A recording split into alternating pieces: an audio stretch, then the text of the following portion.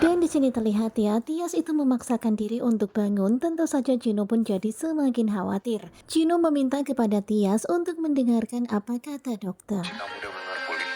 Ya, walaupun Gino berkata seperti itu, sepertinya Tias itu kepikiran. Dan ternyata Tias itu kepikiran karena suatu hal. Benar pulih.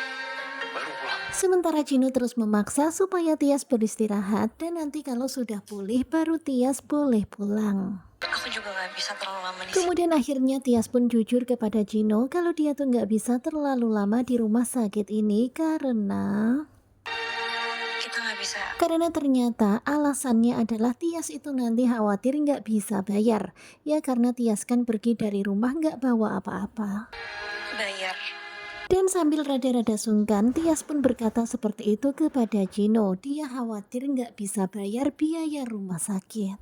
Soal itu gak usah kamu pikirin. Dan pastinya Gino pun merasa gimana gitu ya, kasihan banget ya nasibnya Tias kok sampai seperti ini, sebenarnya apa yang terjadi. Repotin kamu, aku nggak mau ngerepotin kamu. Tetapi pada akhirnya Gino lah yang membayar biaya rumah sakit itu.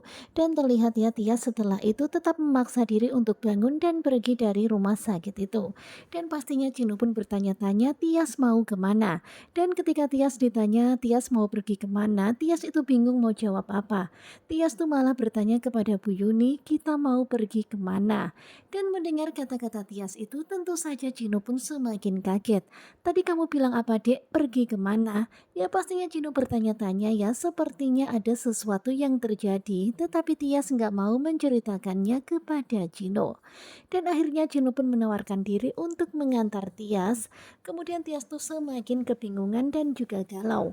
Bahkan Gino pun memegang tangannya, tetapi kemudian Tias pun melepaskan pegangan tangan Gino. Kemudian Gino berkata kalau dia akan menyewakan penginapan untuk Tias. Dan pada akhirnya Tias dan juga Bu Yuni pun mengikuti kata-kata Gino. Karena memang sekarang ini Tias itu nggak punya pilihan dan satu-satunya orang yang bisa menolongnya sekarang ini adalah Gino.